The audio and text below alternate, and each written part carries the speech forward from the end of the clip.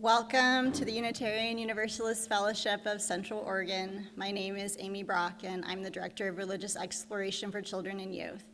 This morning I'm here with Jazz Halberstadt, who's one of our dedicated youth leaders, and she will join me today as our worship celebrant. Whether you are new to Unitarian Universalism, just visiting, a lifetime member, or one of several generations of UUs, we welcome you here with us today. Unitarian Universalist religious education has changed a great deal from its early years as a school where it helped marginalized children learn how to read.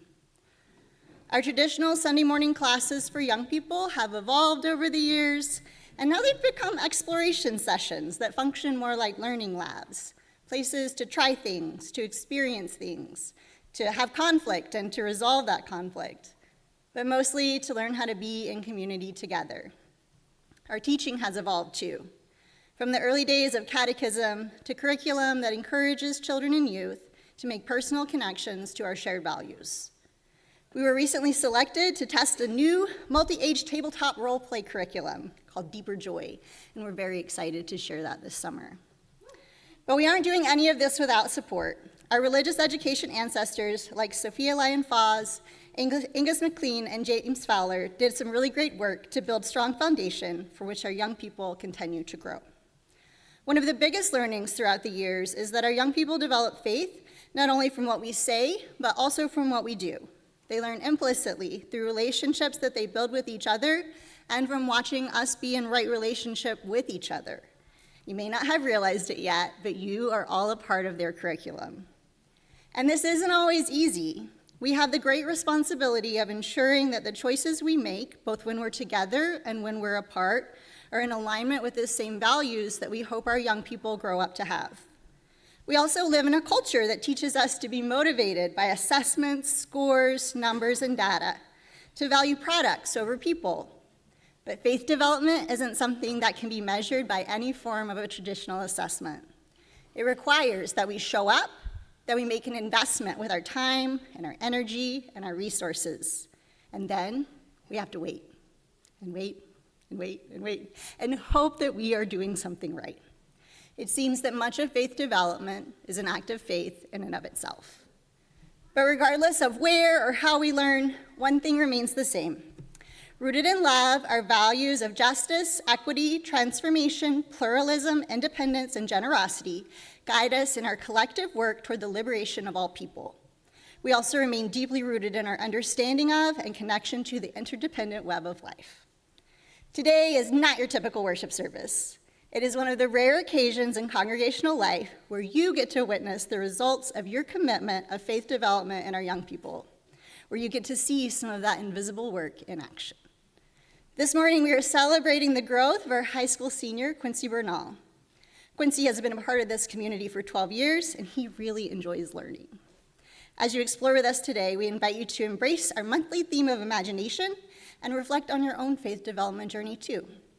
I also want to let you know that our young people will have the option to leave for RE with their teachers today, and they'll also be welcome back at the end to participate in our bridging ceremony. And at this time, I'll hand it over to David and the choir to share a song with us today.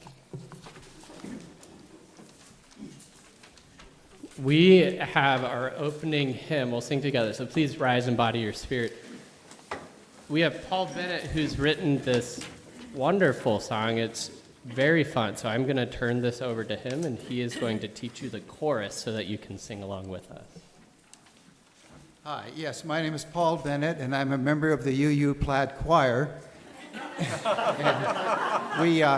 We have two Scottish songs here. One is a traditional folk song that will be a little later on. The first one I wrote, and since I'm half Scottish, I'm going to call it a Scottish traditional song as well.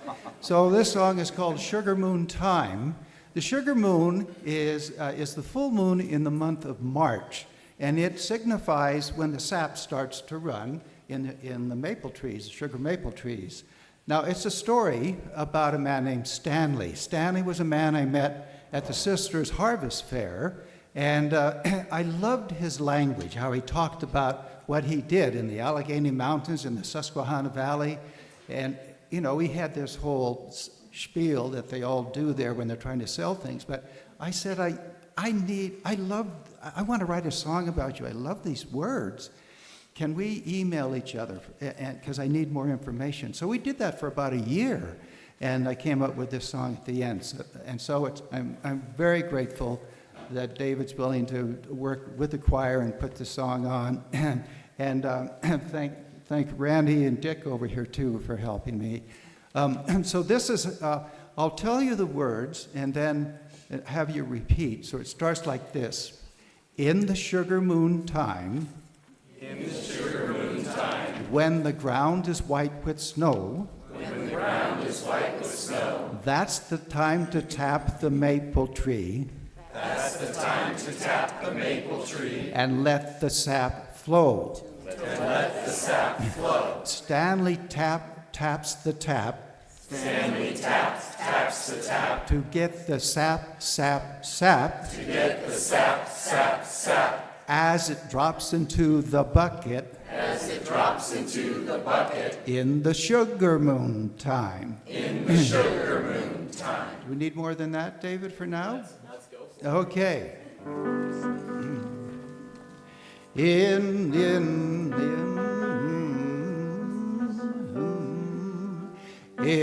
the Allegheny Mountains, that's where Stanley likes to go. By the sugar...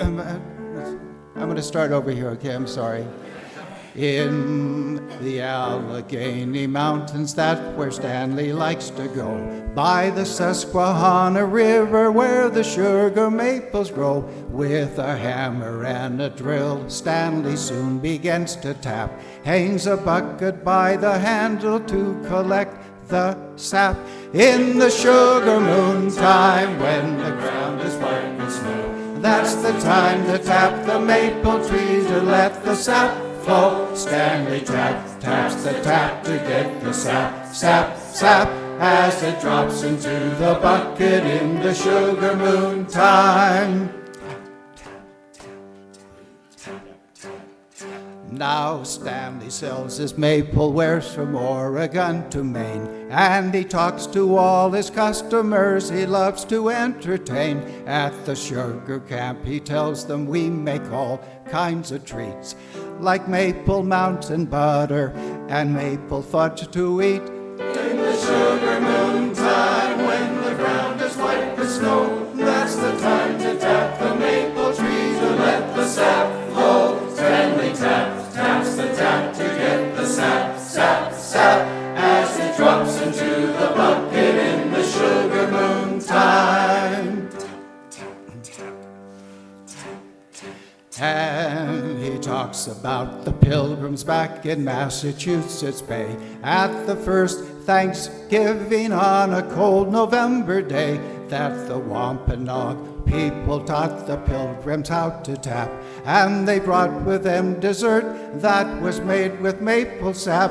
Maple sugar moon time, when the ground is white with snow, that's the time to tap the maple tree to let the sap flow. Stanley taps the tap to get the sap, as it drops into the bucket in the sugar moon time.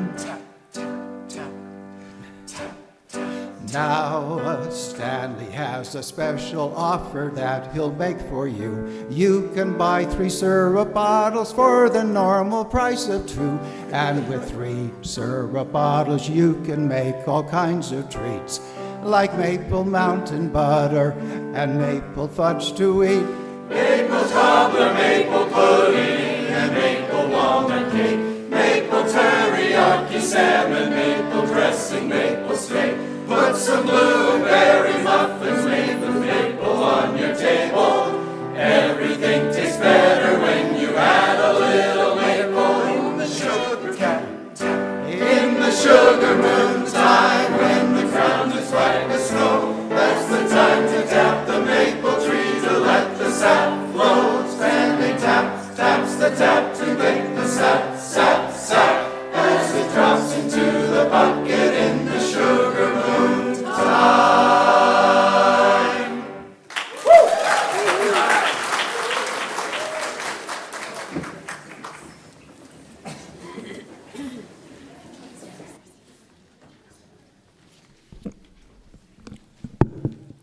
Hello, I am Quincy Bernahl, your worship leader for today, and I will be saying the words for the chalice lighting as Jazz Halberstadt lights the chalice.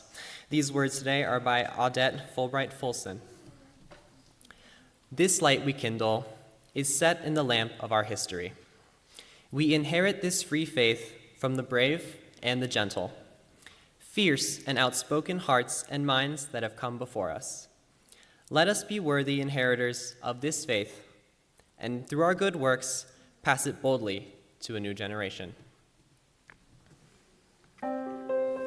Please rise and body your spirit.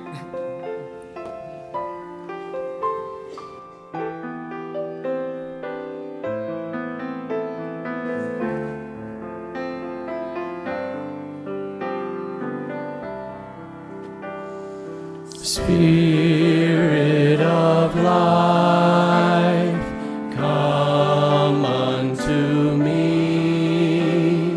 Sing in my heart all the stirrings of compassion. Blow in the wind, rise in the sea.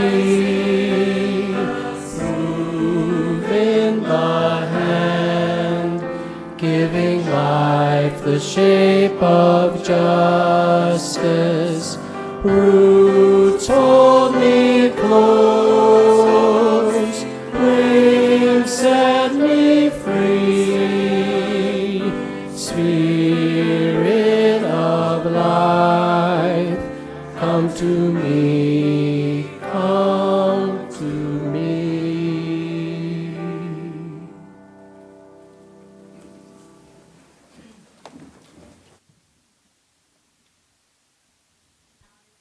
For our time for all ages. So if you are young or young at heart, we invite you to find your way to the rug.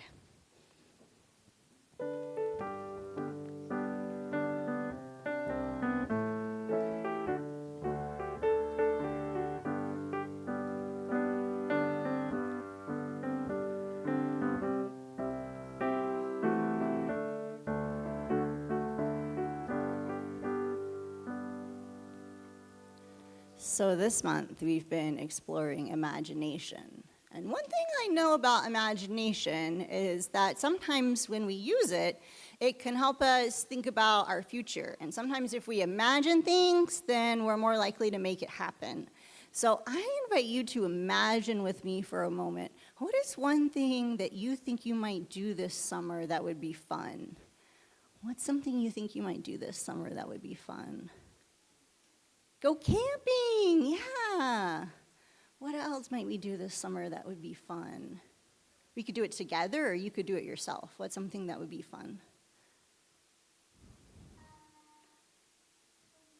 Go swimming in a pool, all right. One more thing that we might imagine that might be fun this summer to do together. Play video games, absolutely. Well, it sounds like our imaginations are working for fun that we will have together this summer. Today I have Quincy here with me, and Quincy's gonna help me a little bit with the story. And while I'm telling the story, I invite you to think about some questions that you might ask Quincy. You can ask him anything that you wanna ask him. He's really smart. So while I'm reading the story, think about something that you might wanna ask Quincy here. All right, our story today is called What the Road Said, and it's by Cleo Wade. Have you ever wanted to go in a different direction? Have you ever wondered if there was something more, something out there, something just different? I did too. Then one day I was walking an unusual way home when out of nowhere, for no reason at all, almost as if it were magic, a road appeared. I could not believe my eyes, so I walked over to it and then I said to the road, "Where do you lead?" And the road said, "Be a leader and find out."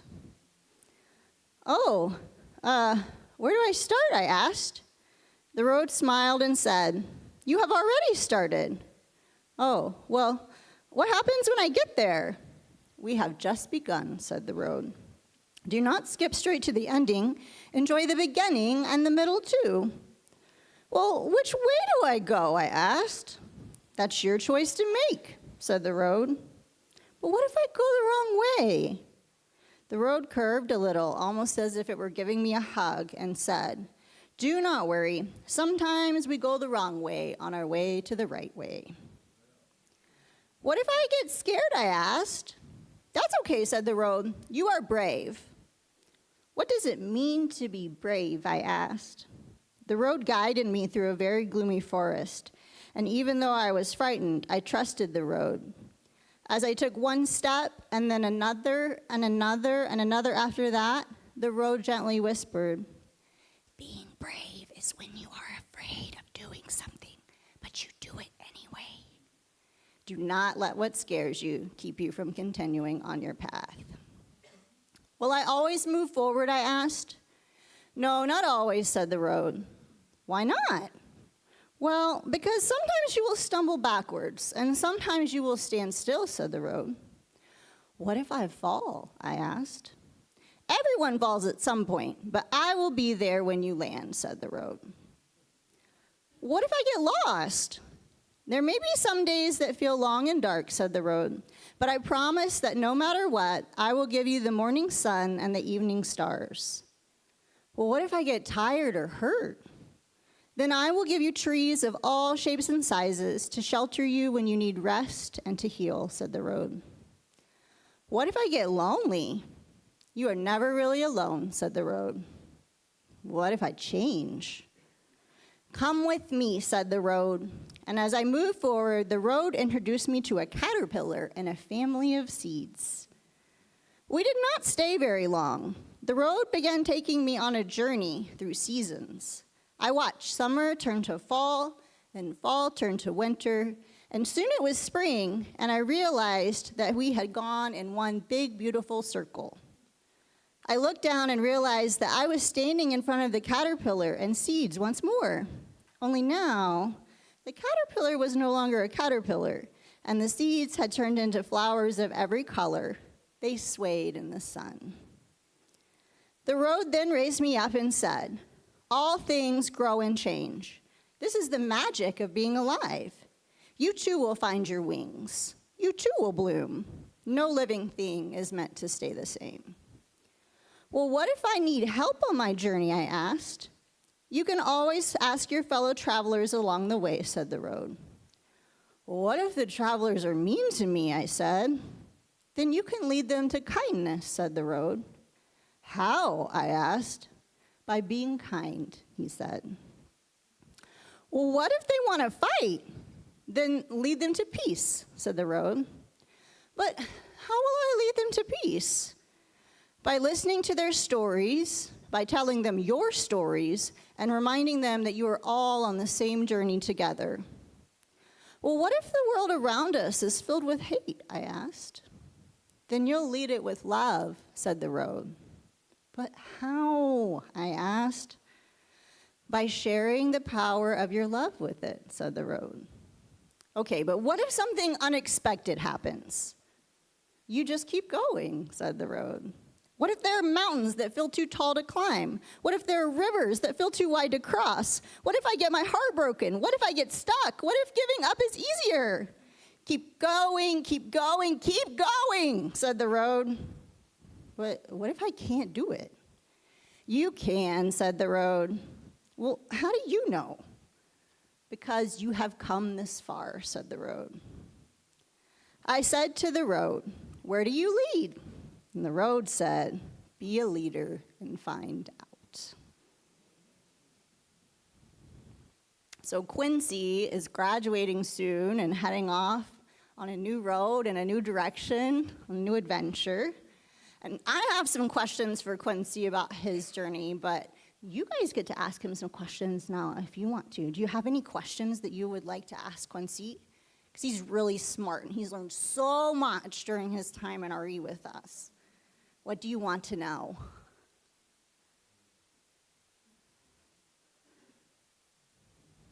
It's hard to pick. Yeah. Do you know why the sky is blue? Well, why the sky is blue? There's a really complex explanation for that I wasn't prepped on beforehand. Something to do with the reflection of water into the sky.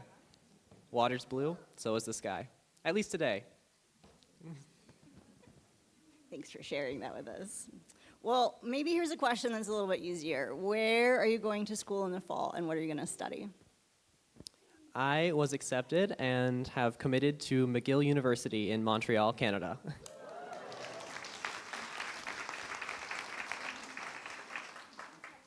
What are you most excited about? I am super excited to, the college experience itself is exciting, but I'm also excited to go there to learn and explore what future opportunities may be available to me. Last one. Is there anything that you're worried about? The East Coast is far. They speak French over there, so I'll have to get accustomed to that, and I'll be far away from all of you, and that will be hard for me. So that's what I'm most worried about. Well, the good thing is, wherever the road takes you and whatever may come up along the way, whatever you've learned here in our Unitarian Universalist faith will guide you. And we are going to explore that together more in this space today. And our young people are going to go have some time to be in community together with their RE teachers while we do that. So let's say the Children's Covenant, and then we'll send them on their way. In this place, I am kind. In this place, I am loving. In this place, I am a friend to the earth and all animals and people. In this place, I am loved.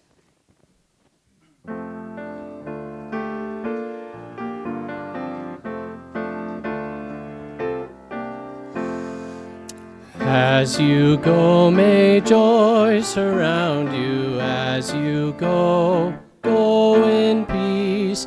Know our love is with you always. As you go, as you go. As you go, may joy surround you. As you go, go in peace. Know our love is with you always. As you go, as you go.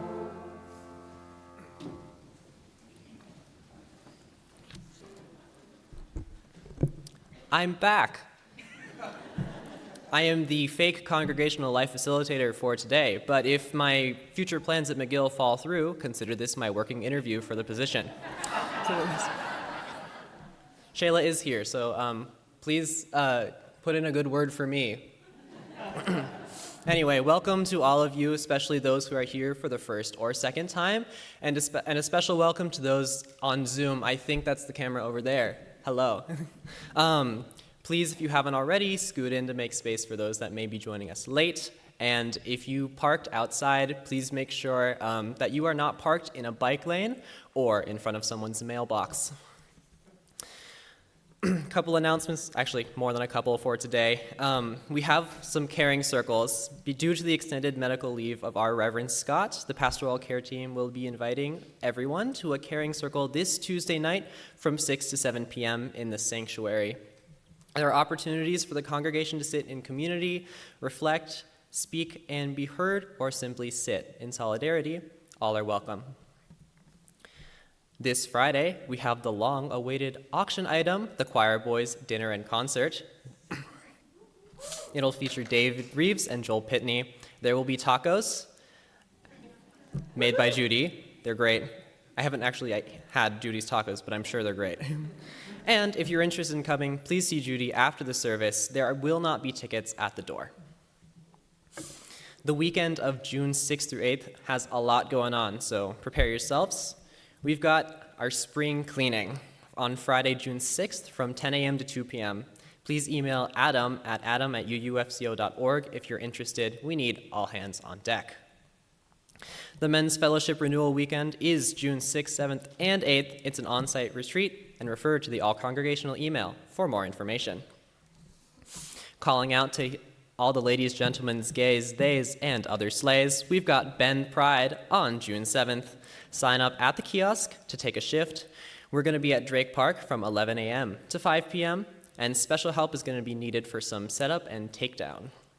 We also kind of need a person with a senior Unitarian Universalist to answer some questions about UUFCO if people come interested. That same weekend, we're going to have a year-end program year-end, not December year-end. On June 8th, it will be a sandwich-centered potluck, for which there's a sign-up at the kiosk today and in the ACE this week. And finally, we've got a call for some artists. There's going to be Kaleidoscope featured in the Linus Pauling Gallery Hall for July and August. The deadline for submissions is June 20th. Details in the ACE, including the recipient of the submissions, Ellen Atkin. So if you're an artist, get to it. And as part of my working interview, I have to say, blessings on your day.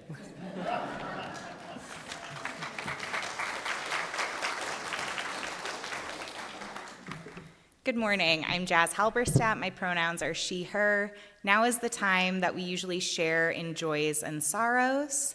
There are candles on the side if you would like to take a moment to light a joy or sorrow that you are carrying in your heart today. Otherwise, we're going to take a brief moment. In the wise words of Taylor Swift, breathe in, breathe through, breathe deep, breathe out. Once more, breathe in, breathe through, breathe deep, breathe out.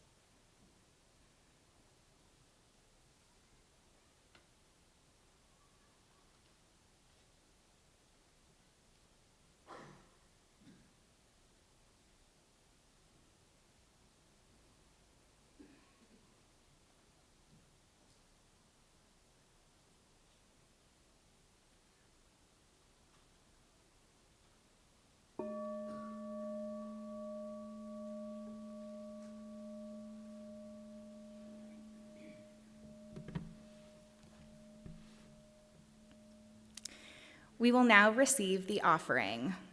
Let there be an offering to sustain and strengthen this place, which is sacred to so many of us, a community of memory and of hope, for we are now the keepers of the dream.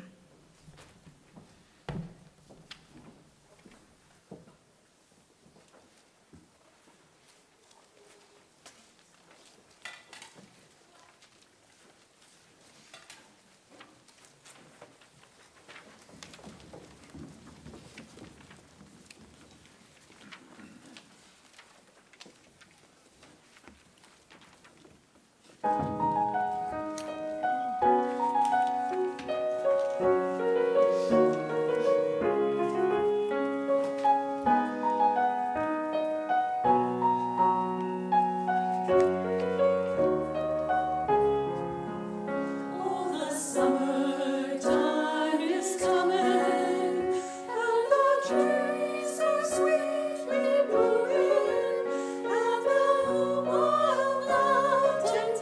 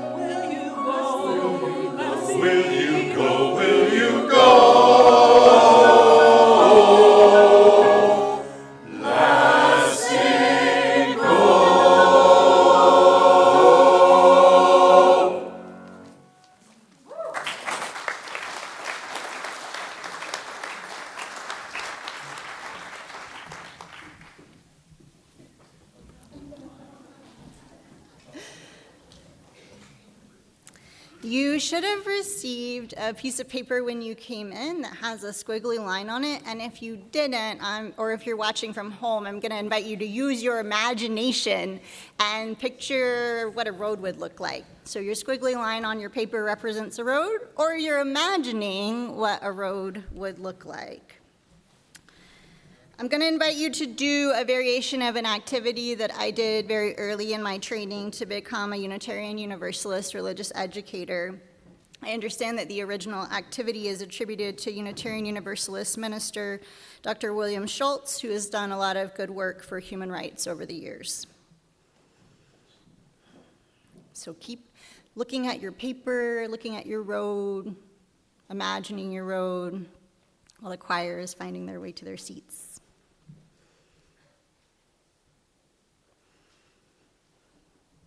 Okay, so we are going to make a landscape. This is your art project, and you can put whatever you want to put on it today, or imagine what you're going to put on it today. So maybe there was a moment in your early years where you first learned about God or spirit, or you just felt how big the world really was. And maybe there's something that would be in a landscape that represents that to you, like maybe a rock or a tree or a flower. So think about that first moment where you just connected to something bigger than you, and think about what piece from a landscape would represent that for you. So you could put like a rock or a tree or something on there.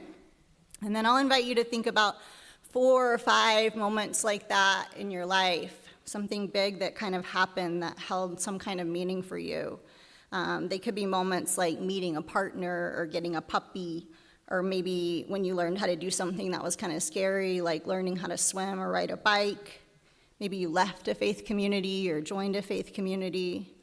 Maybe you picked up a new spiritual practice like yoga or meditation or singing. Maybe you graduated school or got a new name. All of these things and anything else that you can think of can be a faith development moment in your journey. So I'm going to get quiet and give you a moment to imagine your landscape or draw your landscape. I do want to let you know that we'll be moving a little faster than I would really like to spend with this today, but this is just one stop on our exploration. So maybe a couple minutes to just put 4 or so items in your brain or on your paper.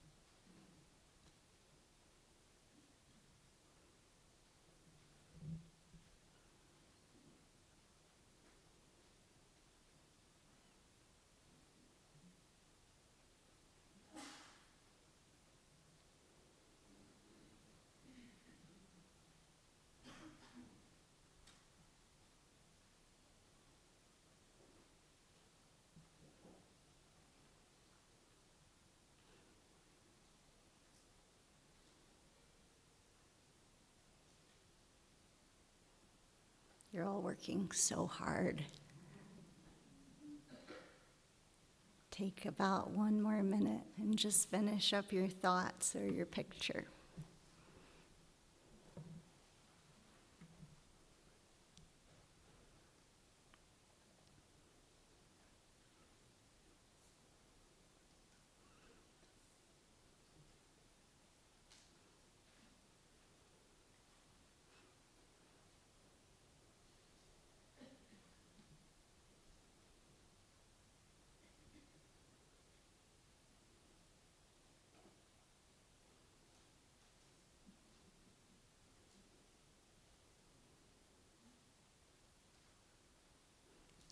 We're going to pause now, but this is yours. It's your faith development journey. You can take it home. You can think about it more today. You can add more details later if you'd like to. But I want you to hold the beauty of this landscape in your heart as you listen to Quincy and some important adults from his journey share about faith development today.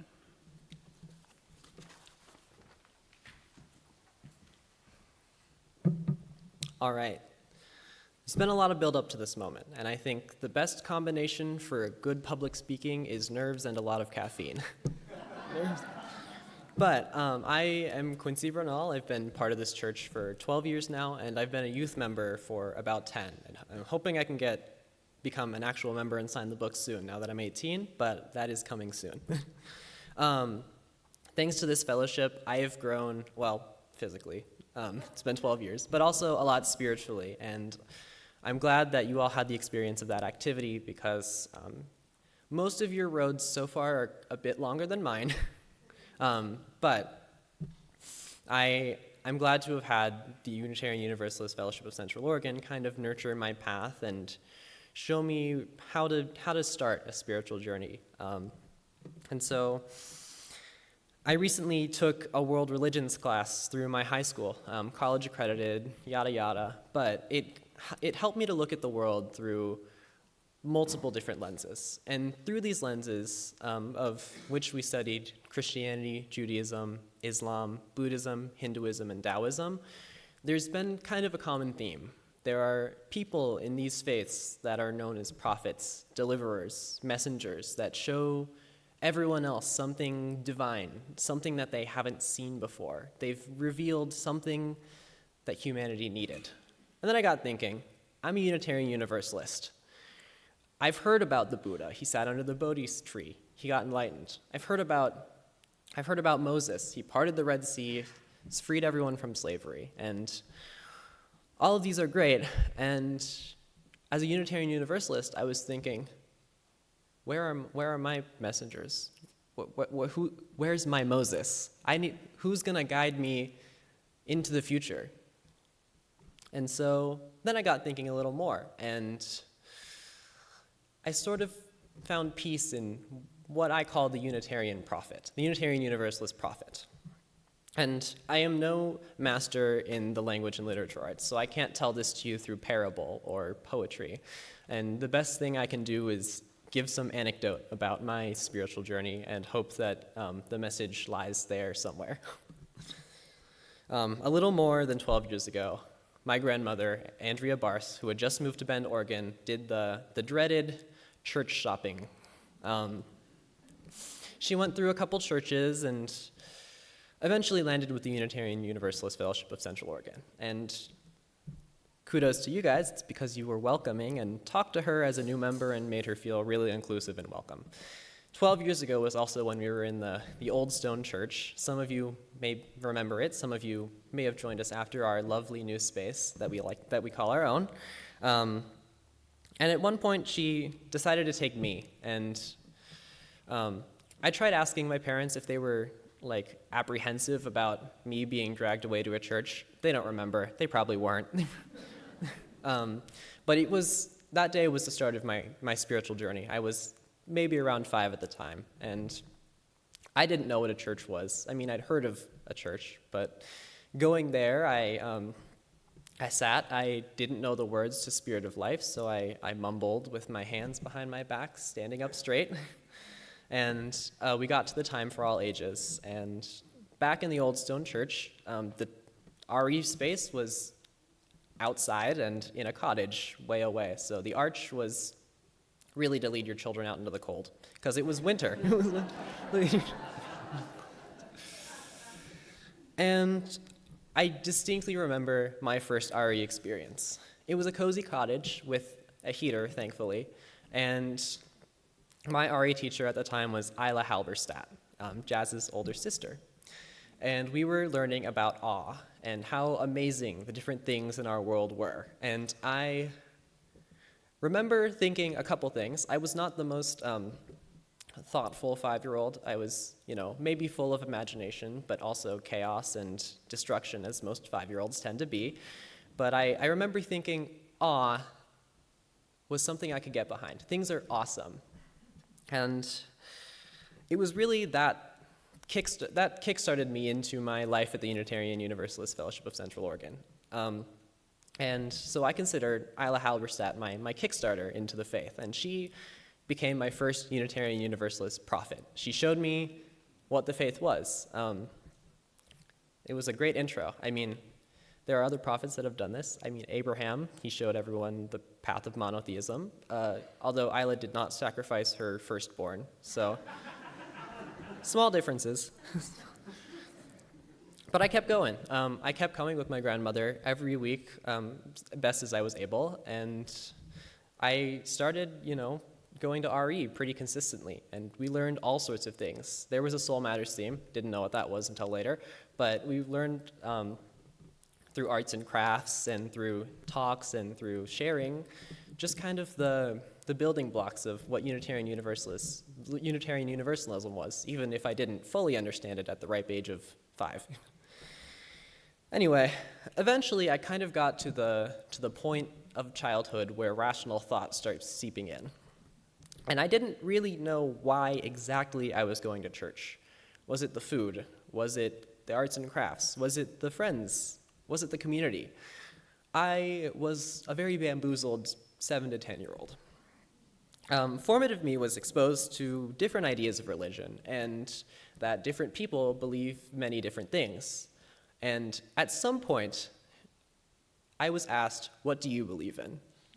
And suddenly, I got a little whiplash.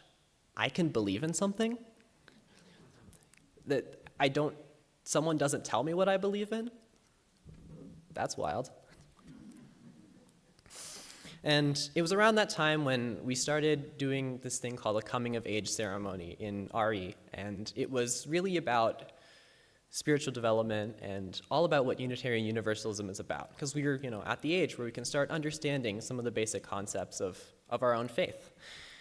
And we kind of did this by looking at a couple of the other religions, because we're a pluralistic faith. We have many people of many different faiths. Whether you believe in God, you believe in the Buddha, you believe in samsara, you are all welcome here.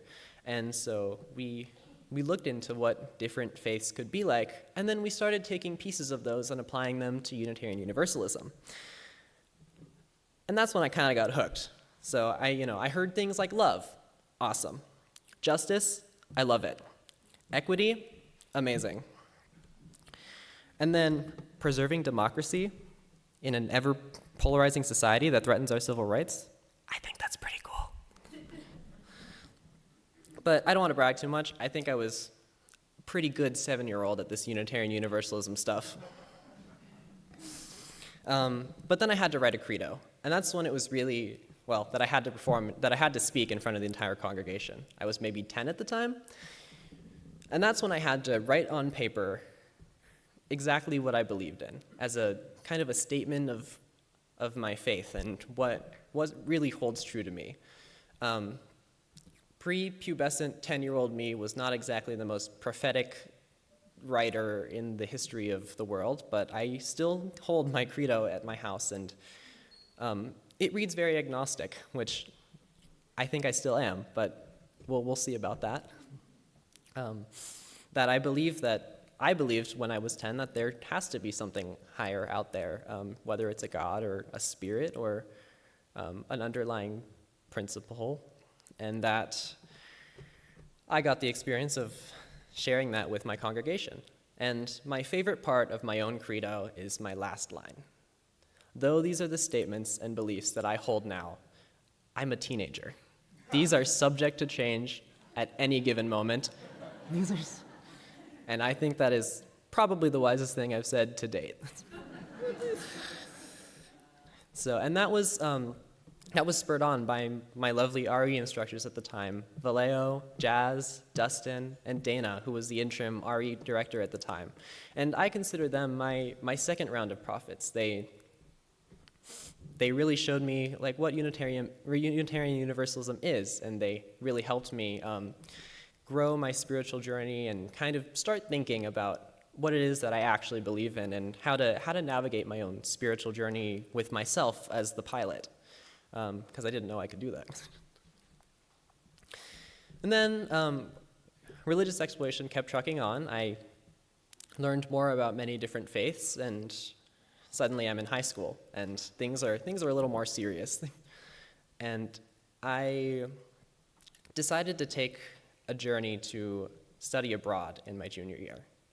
And I went to Japan, and it was a whole thing, oh my gosh, you're going to live in a different country with people we've never met before. Their house looks nice, but who knows, will they feed you? They did feed me. I'm still here. But my parents were worried, and I think it's good that I had this experience, obviously. But now they're prepared for when I go to college. But I remember sitting down with them at the table for the first time. They had a set of printed house rules, some chores that I had to do, and they had read over my application. And when I was there, I almost forgot. In the faith category of my application, I put in Unitarian Universalism. They'd never heard of it, so they asked me, what is this on your application that you've written under your faith? And I had to think a little bit. How do I elevator speech Unitarian Universalism in a foreign language to people that have never heard of it? So we're a break-off Christian branch thing, combo, church, hippie. Yeah. Yeah. I thought they were totally going to be like, wow, you guys are weird and crazy, and what do we do with you? Do we baptize you? Do we?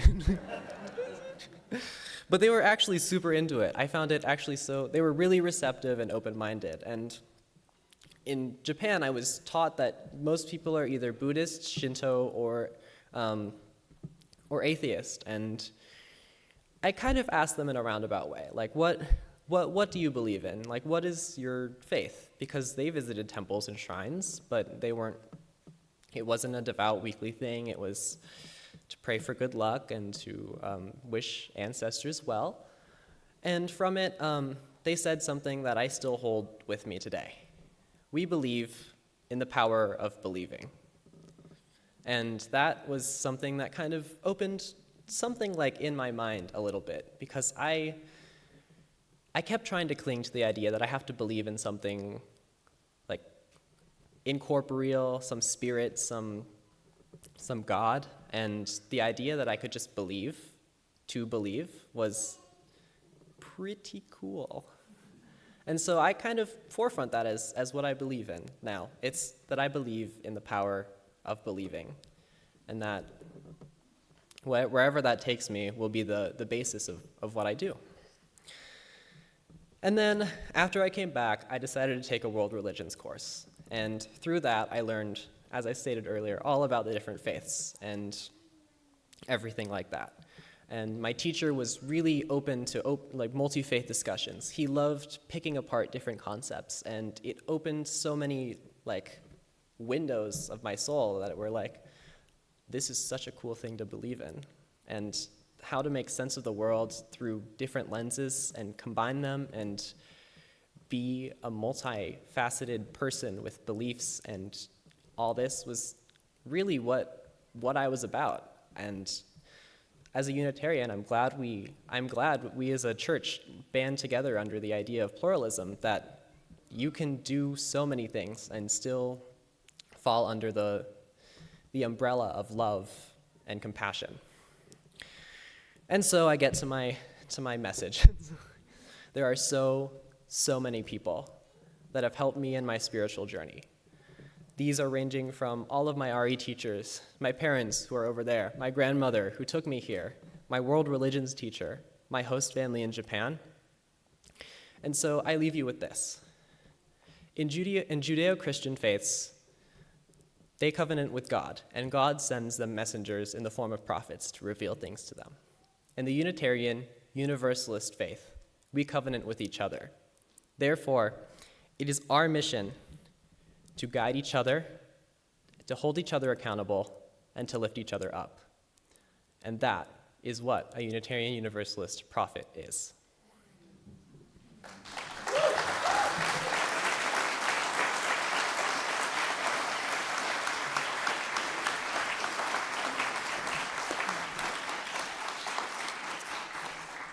At this time, I'd like to invite Andy and then Joel to come up and share a little bit about their experience helping Quincy grow.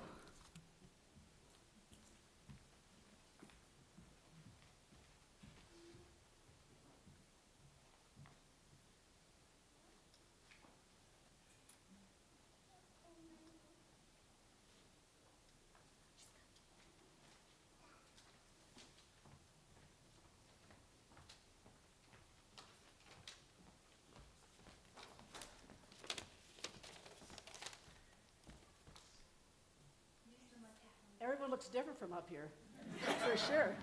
Wow. Do I need a step? Tough being short. Thank you.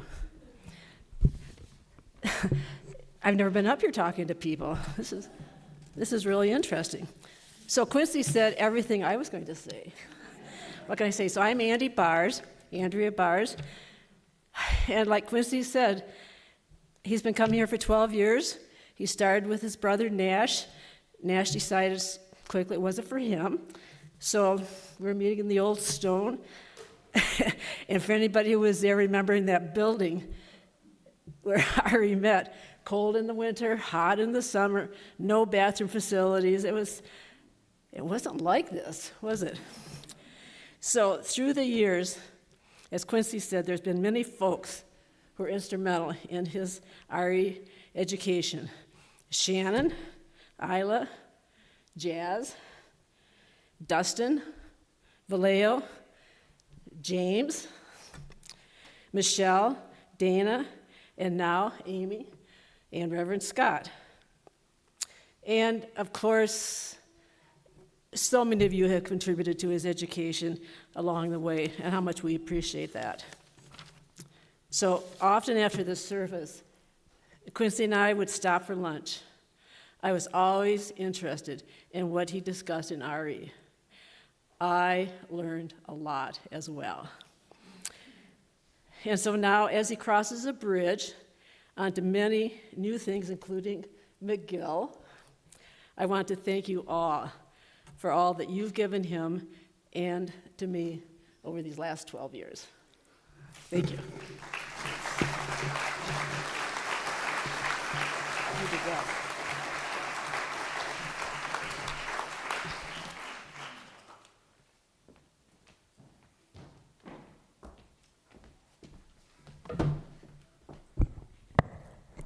All right. It says, if speaking, please say your name first. So I'm Joel Pitney. So everybody knows that Quincy is smart and creative and talented and articulate and charming and all those things, right? It's obvious. But I got to see a part of Quincy that maybe some of you haven't seen, and he is fierce. So I got to see that because I was his ultimate Frisbee coach. High school ultimate Frisbee at Bend High School Lava Bears. And for those of you who don't know ultimate Frisbee, it is not Frisbee golf. So it's not where you throw the disc into the basket. It's a high-intensity 7-on-7 sport, kind of like basketball and football and soccer mixed together, but played with a Frisbee. And Quincy might have been the fiercest player I've ever coached in 9 years of doing it. The thing about ultimate is that the disc will fly in the air, and it floats. And oftentimes, multiple people will go towards that disc as fast as they can. You don't want to be going against Quincy to try and get the Frisbee, because he would go after it, boom, jump up in the air, slap the disc out of the air, sometimes slapping his opponent accidentally, not on purpose, of course. But the thing I always appreciate about Quincy is that he had this aggressiveness in sport, and he was a very good athlete, and he contributed to the success of our team. But a lot of young men in particular do not know how to hold aggressiveness and ferocity with grace and humility and character. It's really hard for guys to balance that, especially at that age, and any age, honestly. But he did that with absolute poise and balance. A model citizen on our team. He was our spirit captain. He would lead our cheers for the other team after almost every single game, and they were always creative. And he became an example for everybody on our team. Everybody looked up to him, including myself. It was an honor to get to be with you for a couple years. And he also had the coolest end zone celebration in the whole state. Everybody on our team and other teams always wanted him to catch a score in the end zone because he would drop into the splits just like that.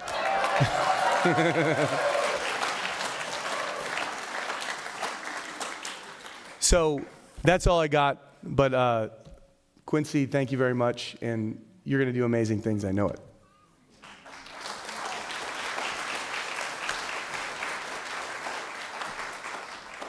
At this time, I invite our young people and our youth leaders to come and join me, and I'm also going to invite Steph Jenkinson to join us. Steph is a member of our worship team, and she's a ministry student at Star King School for the Ministry, and we are going to have a bridging ceremony.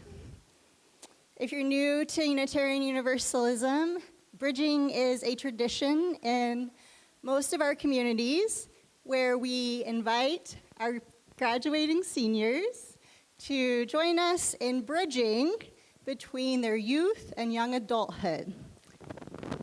So all of my friends can stand on the rug. Dustin's going to come and join me. All right. Steph, you're welcome to come and join us. You guys can come around. Come around. All right. A bridge connects travelers to new adventures on their journey. It invites them to journey away from what is known and what is home. At the same time, the bridge is a connection to home that is not severed, only stretched. The traveler can journey back and forth across the bridge as needed.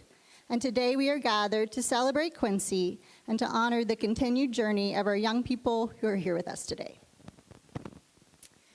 Quincy, we are blessed to have you in our congregation. This ceremony is both an invitation and a hope. We have nurtured you and supported you as you discovered Unitarian Universalism. May your faith continue to help you find love, hope, and faith. May you carry the light of our chalice within your heart now and always. May you find the strength to create your own inner peace and help carry that peace out into the world. The journey you're about to take into this world is life-changing. We've given you firm roots for your journey, and we see the wings of your dreams coming into being. We hope you will return to us often because you are so dear to our hearts. And if life settles you in a far corner of the world, know that our love is with you always. It is common in Unitarian Universalism baby dedications to give each baby a thornless rosebud as a symbol of their newness. However, Quincy, I offer you this rose with thorns to take with you on your journey as a reminder that life may have pain, but also such great beauty.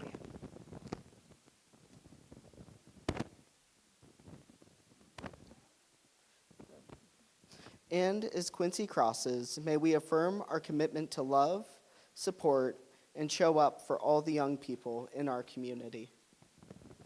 But before you cross, we have some words to share with you. Would you please rise and body your spirit to share these words with Quincy? As you cross this bridge between childhood and adulthood,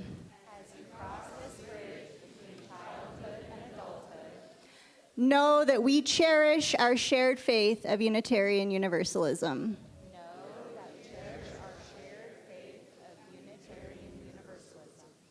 In the spirit of beloved community, we will continue to support and guide you on this journey. You may now cross the bridge.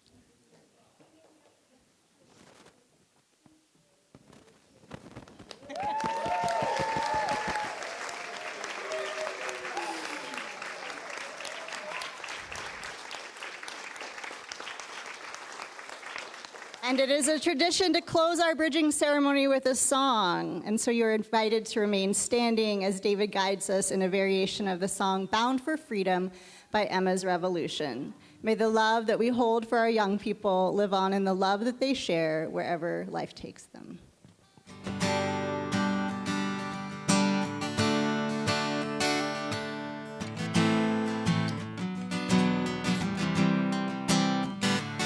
In Montgomery and in Selma, in the streets of Birmingham, people sent a message to the leaders of the land. We have fought and we have suffered, but we know the wrong from right.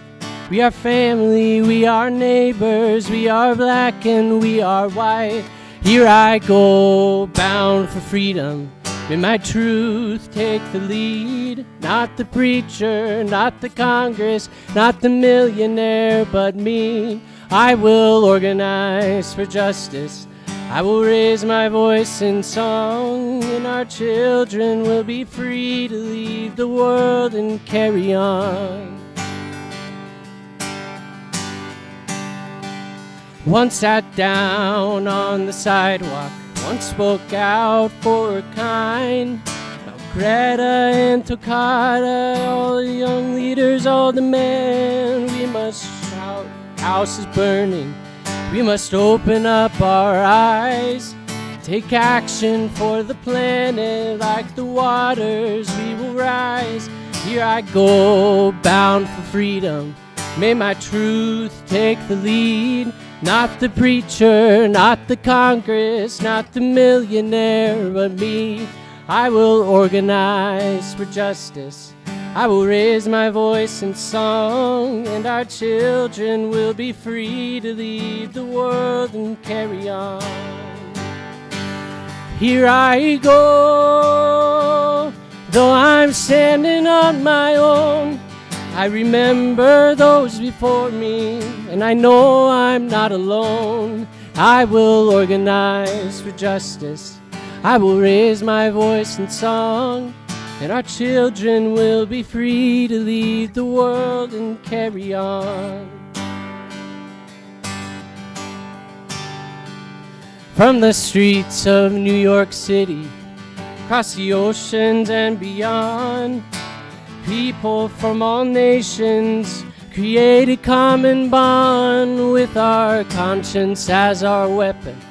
We are witness to the fall. We are simple, we are brilliant, we are one and we are all. Here I go, bound for freedom. May the truth take the lead. Not the preacher, not the Congress, not the millionaire, but me. I will organize for justice. I will raise my voice in song, and our children will be free to lead the world and carry on.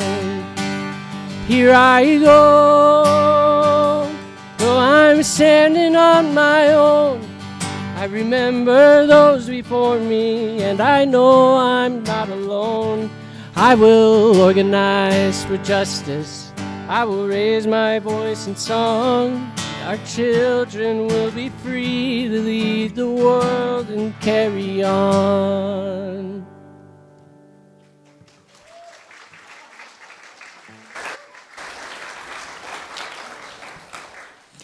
Please stay standing as we extinguish our chalice and say our covenant, which, as Quincy reminded us, is what holds us together. Love is the spirit of this fellowship, and service is its law. This is our covenant, to dwell together in peace, to seek the truth in love, and to help one another. It has become somewhat of a UU cultural expectation that we sing Blue Boat Home in our youth-led services. And I can't speak for every youth, but I understand that this song, while beautiful, can be a little bit long. However, one marker in their faith formation journey that I have noticed is that by the time they graduate, they tend to come to love the words of this song. And when we ask them what they want to sing at their service, they say Blue Boat Home, and Quincy did too. So Quincy is going to lead us in the first and third verse of Blue Boat Home to close our time together today.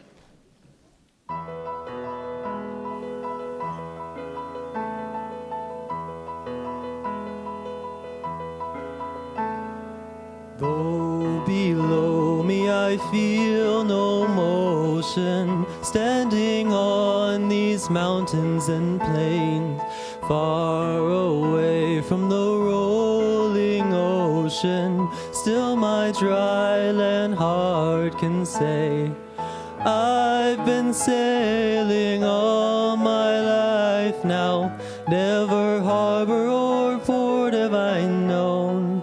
The wide universe is the ocean I travel, and the earth is my blue boat home.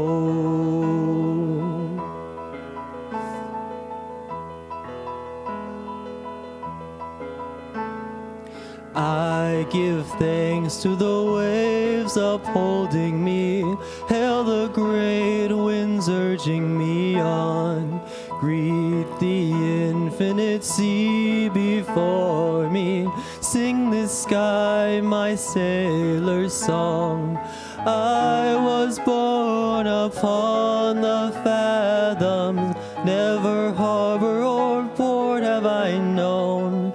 The wide universe is the ocean I travel, and the earth is my blue boat home.